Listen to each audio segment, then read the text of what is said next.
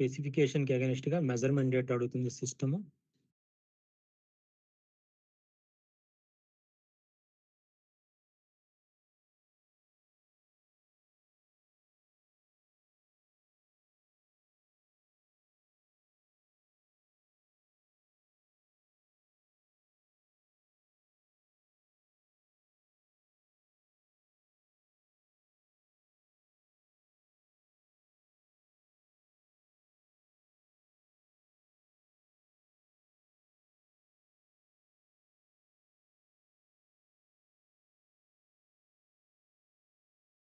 ఇప్పుడు నేను క్వాంటిటీ ఎంత రికార్డ్ చేశానంటేనండి 7200 క్వాంటిటీ రికార్డ్ చేశా.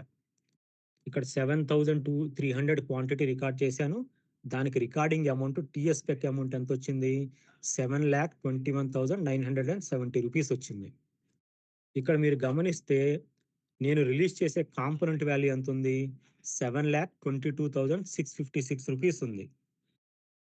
ఇక్కడ వాల్యూ కొంచెం తక్కువ రికార్డ్ చేశాను. అంటే జనరల్‌గా ఏందంటే మీకు ఎలా మ్యాచ్ అవ్వాలి ఈ రెండిటి యొక్క అంటే, ఈ రెండిటి యొక్క అమౌంట్స్ ఇక్కడ మీరు అగ్రీమెంట్ వాల్యూ ఏదైతే రికార్డ్ చేస్తున్నారో అంటే agreement spec value plus or minus tender percentage value add చేయండి దానికి. ఒకవేళ టెండర్ ప్రీమియం అనుకోండి, ఈ వాల్యూలోంచి టెండర్ ప్రీమియం వాల్యూ తీసేసేయండి. అంత వాల్యూ మీరు ఇక్కడ టీఎస్ స్పెక్ క్వాంటిటీ అనేది రికార్డ్ చేయాలి. ఒకసారి జాగ్రత్తగా వినండి. ఇక్కడ మీరు అగ్రిమెంట్ స్పెక్ ఏదైతే రికార్డ్ చేస్తున్నారో ఆ స్పెక్లోంచి ఒకవేళ మీది టెండర్ ప్రీమియం అనుకోండి, ఆ వాల్యూ మైనస్ చేయాలి. మైనస్ చేస్తే అంత వాల్యూ మీరు టెక్నికల్ శాంక్షన్ స్పెసిఫికేషన్ రికార్డ్ చేయాలి. ఒకవేళ మీది టెండర్ డిస్కౌంట్ అనుకోండి, మీరు రికార్డ్ చేసే పేమెంట్ షెడ్యూల్ వాల్యూ ఎంతైతే ఉందో ప్లస్ టెండర్ డిస్కౌంట్ ఎంతైతే ఉందో అంత యాడ్ చేయాలి మీరు. ఆ వాల్యూ ఎంతైతే వస్తుందో అంత value of technical sanction specification record చేయాలి. అంటే మీరు రికార్డ్ చేసే టెక్నికల్ శాంక్షన్ స్పెసిఫికేషన్ వాల్యూ అనేది ఎప్పుడైనా మీ యొక్క అగ్రిమెంట్ స్పెసిఫికేషన్ వాల్యూ కంటే ఎక్కువే ఉండాలి. ఈక్వల్ అయినా ఉండొచ్చు, లేదంటే ఎక్కువైనా పర్లేదు. ఆ 2 కేసెస్‌లో మీకు ఈ స్పెసిఫికేషన్ అనేది సేవ్ అవుతుందండి. నెక్స్ట్ అలానే నేనేం చేస్తున్నాను, అగ్రీమెంట్ పేమెంట్ షెడ్యూల్‌లో రెండో స్పెక్ ఉంది కదా! దానికి అగైనెస్ట్‌గా స్పెసిఫికేషన్ రికార్డ్ చేస్తున్నా. సేమ్ అదే స్పెసిఫికేషన్ మళ్ళీ సెలెక్ట్ చేస్తున్నా. ఎర్త్ వర్క్ ఎక్స్కవేషన్ కాబట్టి. కావాలంటే మల్టిపుల్ స్పెసిఫికేషన్స్ కూడా రికార్డ్ చేసుకోవచ్చండి ఒకేసారి.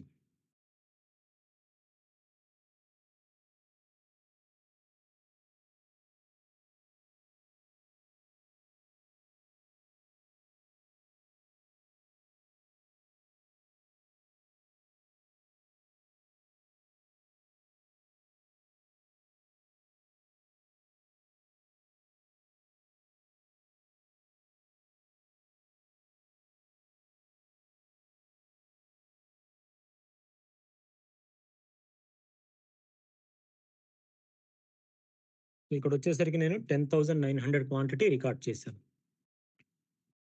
ఇవి 2 నా టెక్నికల్ శాంక్షన్ స్పెసిఫికేషన్స్ అన్నమాట. దేనికి అగైనెస్ట్‌గా నేను ఏవైతే 2 స్పెక్స్ పేమెంట్ షెడ్యూల్‌కి అగైనెస్ట్‌గా రికార్డ్ చేశానో, దానికి అగైనెస్ట్‌గా నేను టెక్నికల్ శాంక్షన్ స్పెసిఫికేషన్స్ కూడా రికార్డ్ చేశాను.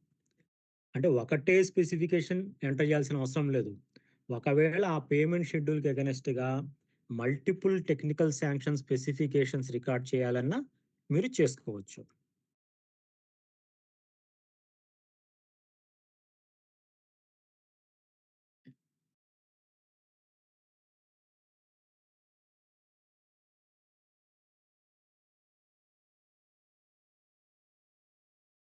సో, ఈపీసీలో ఎంబుక్ రికార్డింగ్ మళ్ళీ ఇంకొకసారి చెప్తున్నాను వినండి.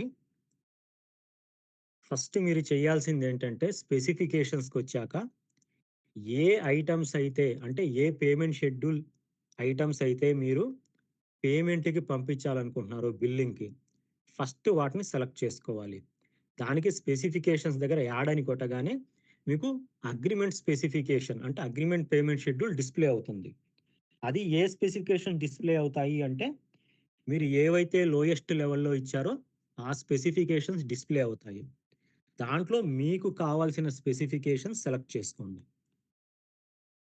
సెలెక్ట్ చేసుకొని యాడ్ చేయండి. యాడ్ చేయగానే సిస్టమ్ ఏం చేస్తుంది అంటే, మీకిక్కడ ప్రెజెంట్ మెజర్‌మెంట్ క్వాంటిటీ అంటే ఇది నథింగ్ బట్ ఆ కాంపోనెంట్‌కి అగైనెస్ట్‌గా కంప్లీషన్ పర్సెంటేజ్ ఎంత అనేది సిస్టమ్ అడుగుతుంది. ఒకవేళ మీ వర్క్ 100% ఆ కాంపౌండ్‌కి అగైనెస్ట్‌గా అయిపోతే 100% వేయండి. అలా కాదు 50%, 70% ఇట్లా పర్సెంటేజ్ అయిపోతే మీరు ఆ పర్సెంటేజ్ గూడా వేసుకోవచ్చు. అది మీ యొక్క రిక్వైర్మెంట్‌ని బట్టండి. జనరల్‌గా అయితే ఈపీసీ వర్క్ అయితే నాకు తెలిసి మీకు లోయెస్ట్ లెవెల్‌లో ఏదైతే ఇక్కడ పేమెంట్ షెడ్యూల్ రిలీజ్ చేస్తున్నారో, ఆ కాంపోనెంట్ మొత్తం అయిపోతేనే మీరు రిలీజ్ చేయాలి. దాంట్లో పార్ట్ కాంపోనెంట్స్ ఎప్పుడు రిలీజ్ చేయకూడదు. బట్ స్టిల్ ఏందంటే మీకు ఆ ఫెసిలిటీ ఇచ్చారు. ఎందుకంటే అబ్‌స్ట్రాక్ట్ ఎంబుక్స్ రికార్డ్ చేస్తున్నారు కాబట్టి. సో, దాంట్లో మీరేం చేయొచ్చంటే, మీ యొక్క కంప్లీషన్ పర్సెంటేజ్ ఇస్తే, దాన్ని బట్టి సిస్టమ్ అమౌంట్ కాలిక్యులేట్ చేసి ఇస్తుంది. మీరిక్కడ పర్సెంటేజ్ వేసే ముందే మీరు రివర్స్ కాలిక్యులేషన్ చేసుకోండి. దాన్ని బట్టి పర్సెంటేజ్ ఇక్కడ ఎంటర్ చేయొచ్చు. నెక్స్ట్ ఏం చేయాలి అంటే, మీ యొక్క పేమెంట్ షెడ్యూల్ స్పెక్ ఎగనెస్ట్‌గా ఇక్కడ వ్యూ స్పెక్ అని ఉంటుంది. ఈ బటన్ ఎందుకు అంటే, మీరు దానికి ఎగనెస్ట్‌గా టెక్నికల్ శాంక్షన్ స్పెసిఫికేషన్ రికార్డ్ చేయడానికండి. సో, మీరు ఏ స్పెసిఫికేషన్ రికార్డ్ చేయాలి అనేది మళ్ళీ ఇక్కడ ప్లస్ బటన్ ఉంటుంది. దాన్ని బట్టి సెలెక్ట్ చేసుకోండి.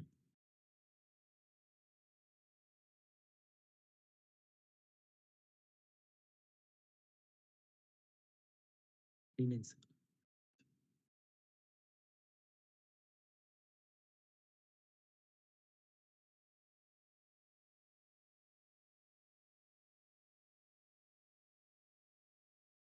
అబ్సల్యూట్‌లీ.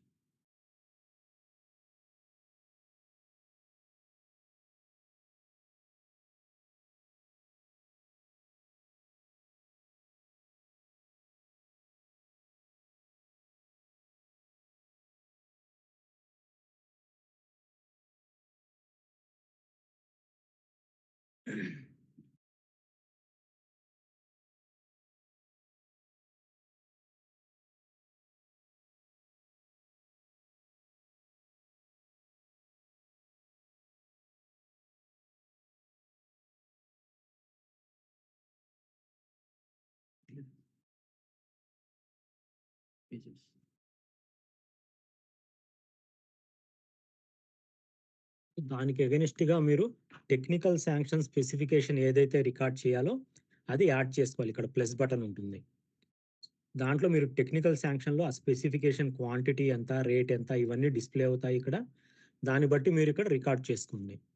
నెక్స్ట్ ఇక్కడ మీరు మినిమమ్ ఎంత value of TS spec add చేయాలి అంటే, నేను చెప్పాను గదండీ! మీ యొక్క అగ్రీమెంట్ పేమెంట్ షెడ్యూల్ అమౌంట్ ఏదైతే ఉందో, దానికి plus or minus tender percentage. ఒకవేళ ప్రీమియం ఉంటే మైనస్ చేసుకోవాలి వాల్యూలోంచి. ఒకవేళ మీది డిస్కౌంట్ అయితే ప్లస్ చేసుకోవాలి. మీకు ఈ వాలిడేషన్ ఇక్కడే ఉంటుందండి. జనరల్‌గా మీరు సీఎఫ్ఎంఎస్ ఫేజ్ 2 గమనిస్తే మీకు మేకర్ లెవెల్‌లోనో, చెక్కర్ లెవెల్‌లోనో వాలిడేషన్ లేదు. ఈ వాలిడేషన్ ఎక్కడుండేది అంటే, మీకు ఎగ్జిక్యూటివ్ ఇంజినీర్ గారి లాగిన్‌లో మాత్రమే ఉండేది. నెక్స్ట్ మీకు సీఎఫ్ఎంఎస్ ఫేజ్ 2లో మీకక్కడ ఎంబుక్ వాల్యూ ఇవన్నీ డిస్‌ప్లే అయ్యేవి. ఎట్లా డిస్‌ప్లే అయ్యేవి అంటే, మీరు రికార్డ్ చేసిన టెక్నికల్ శాంక్షన్ స్పెసిఫికేషన్ వాల్యూ ఏమో ఎంబుక్ పేజ్ అమౌంట్ కింద డిస్‌ప్లే అయ్యేది. అదే పేమెంట్ షెడ్యూల్ మొత్తం కూడా మీకేమయ్యేది, మీరు ఇండివిడ్యువల్‌గా రికార్డ్ చేసుకునే వాళ్ళు అది ఎప్పుడైతే మీరు ఈగర్ లాగిన్‌కెళ్తారో అప్పుడు కనిపించేది. ఓకేనా? నెక్స్ట్ ఒకవేళ మీరు టెక్నికల్ శాంక్షన్‌కి సంబంధించి డీటెయిల్డ్ ఎంబుక్ రికార్డ్ చేయాలి అనుకుంటే ఇక్కడ అబ్స్ట్రాక్ట్ క్వాంటిటీని తీసేశారనుకోండి, మీరు డీటెయిల్డ్ ఎంబుక్ కూడా రికార్డ్ చేసుకోవచ్చు. ఇక టీఎస్ స్పెక్‌కి అగైనెస్ట్‌గా డీటెయిల్డ్ ఎంబుక్ రికార్డ్ చేయాలి అంటే. సో 2 మెథడ్స్ ఉన్నాయి. మీకు ఆల్రెడీ అబ్స్ట్రాక్ట్, డీటెయిల్డ్ ఎంబుక్ ఎలా రికార్డ్ చేయాలనేది మీకు ప్రీవియస్ సెషన్స్‌లో చెప్పున్నారు. సో ఈ విధంగా మీరు ఎంబుక్ ఈపీసీ ఎంబుక్ అనేది రికార్డ్ చేసుకోవాలి. ఇక్కడ మీరు ఒకటి గమనించండి. ఏంటంటే ఏదైతే మీరు agreement payment schedule items record చేశారో, ఇవి 2 అప్రూవ్ అయ్యాక ఈ 2 అమౌంట్స్ బిల్లింగ్‌కెళ్తాయండి. ఇక్కడ టీఎస్ స్పెక్స్ ఏవైతే రికార్డ్ చేశారో ఇవన్నీ కూడాను చెక్ మెజర్‌మెంట్‌కి వెళ్తాయి. అగ్రీమెంట్ స్పెసిఫికేషన్స్ బిల్లింగ్‌కి వెళ్తాయి. టెక్నికల్ శాంక్షన్ స్పెసిఫికేషన్స్ మీరు రికార్డ్ చేసేవన్నీ కూడాను validation purpose and check measurement purpose కోసం. అంటే ఇది పంపించిన తర్వాత నెక్స్ట్ లెవెల్ అథారిటీ ఎవరైతే ఉన్నారో వాళ్ళు చెక్ మెజర్‌మెంట్ మొత్తం చేసేది technical sanction specifications. Payment schedule అనేది చెక్ మెజర్‌మెంట్ అంటూ ఏమీ ఉండదు. ఆ పేమెంట్ షెడ్యూల్ వన్స్ అప్రూవ్ అయ్యాక దేనికి వెళ్తాయి అంటే బిల్లింగ్‌కి వెళ్తాయి.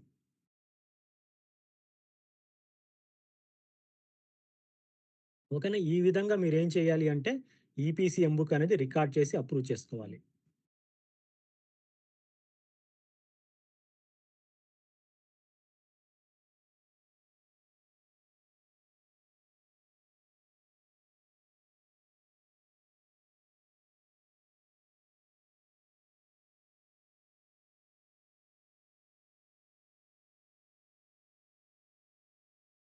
Check list.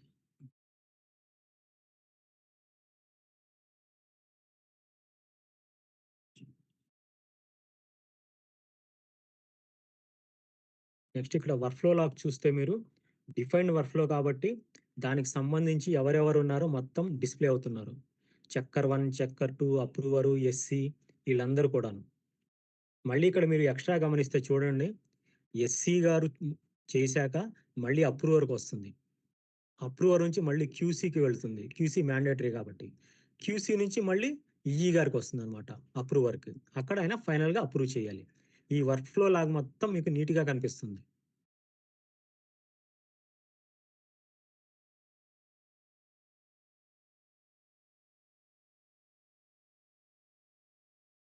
నేను అబ్స్ట్రాక్ట్ ఎంబుక్ రికార్డ్ చేశాను కాబట్టి అటాచ్‌మెంట్ పెట్టుకుంటా.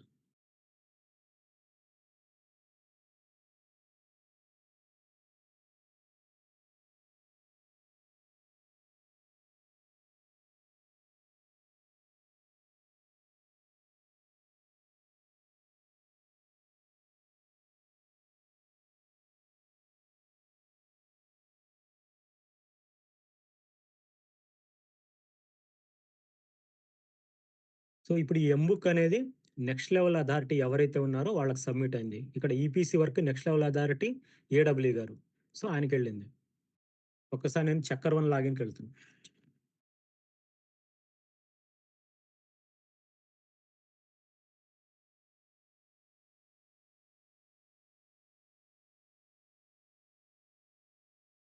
Three eight three one seven.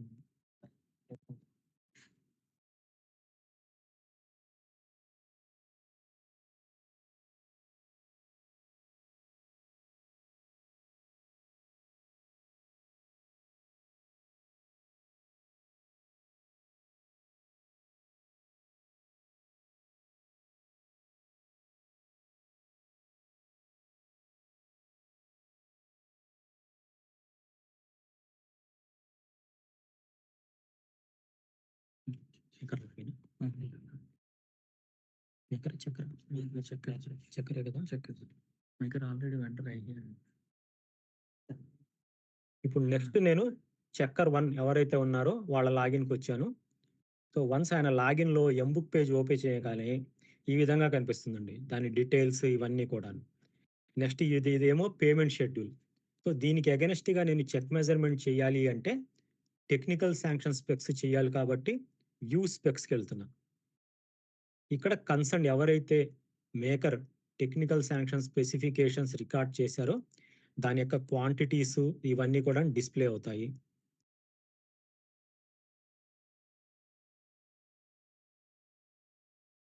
So, ఇక్కడ చూడండి చివర్లో మీకు రేడియో బటన్ ఒకటుంది.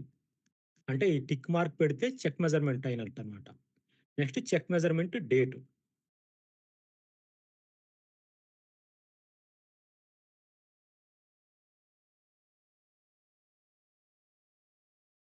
చెక్ మెజర్‌మెంట్ డేట్ ఎంటర్ చేసుకోవాలి.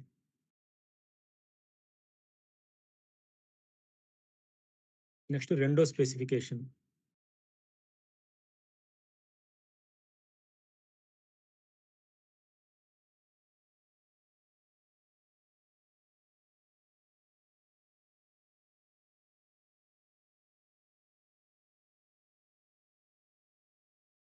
టిక్ మార్క్ పెట్టేసి డేట్.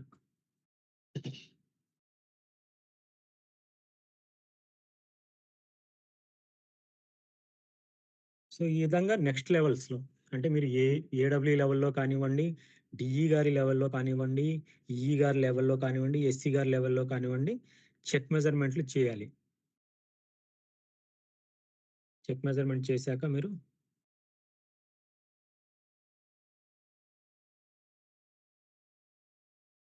నోట్స్.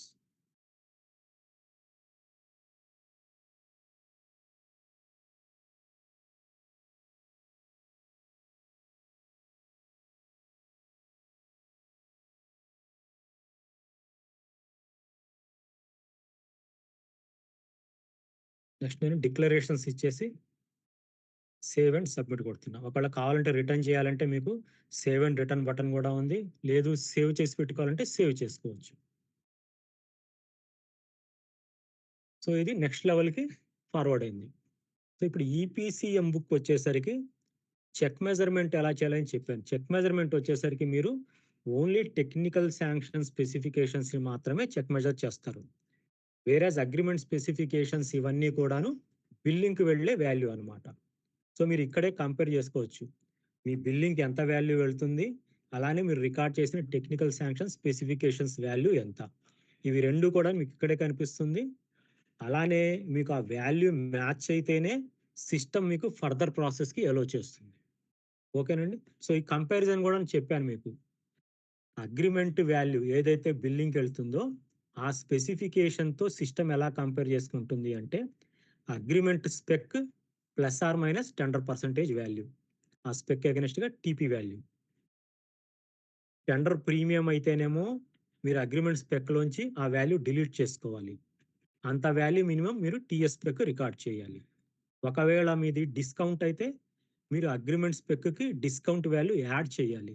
మినిమమ్ అంత value of technical sanction specification అనేది మీరు రికార్డ్ చేయాలి.